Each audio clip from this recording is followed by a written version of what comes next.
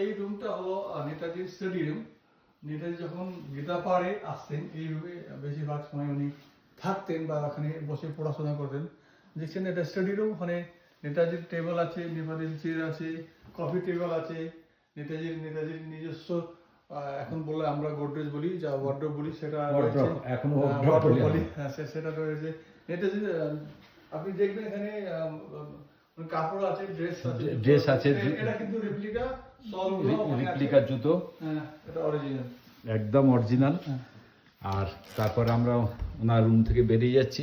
এটা হলো নেতাজি আর আইএনএ সম্পর্কে যতগুলো তথ্য আছে, যা সমস্ত ইনফরমেশন এবং পিকচার, হিস্টোরিক্যাল পিকচার।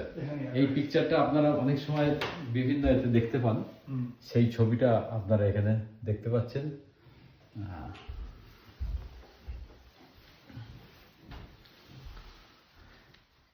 এটাও আমরা অনেক সময় দেখতে পাই। এটা নেতাজির লাস্ট অ্যাভেলেবল ফটো, এটা নেতাজির লাস্ট অ্যাভেলেবল লাস্ট। আর এখানে নেতাজি ইন্ডিয়ান মুভমেন্ট, ফ্রিডম মুভমেন্টের ফটোগুলো রয়েছে। নেতাজি এখানে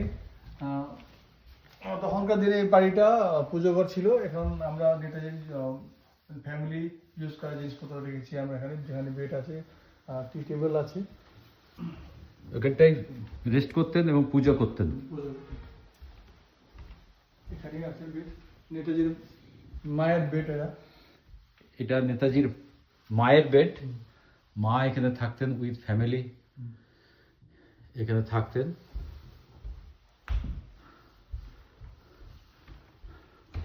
এটা এক ঐতিহাসিক মুহূর্তের সাক্ষী। এই মিউজিয়াম দেখে আমরা ধন্য, দেশ ধন্য, জাতি ধন্য। অল দ্য বেস্ট সবাইকে আমরা বলবো যে নেতাজির এমন একটা মুহূর্ত দেখার জন্য। এটা নেতাজি ওনার যখন গীতে পরে আসতেন তখনকার দিনের ছবিগুলো এখানে দেখতে পাচ্ছেন, সেই সময়কার নেতাজির ছবি আপনারা দেখতে পাচ্ছেন। Thank you, all the best, thank you, নমস্কার। নমস্কার।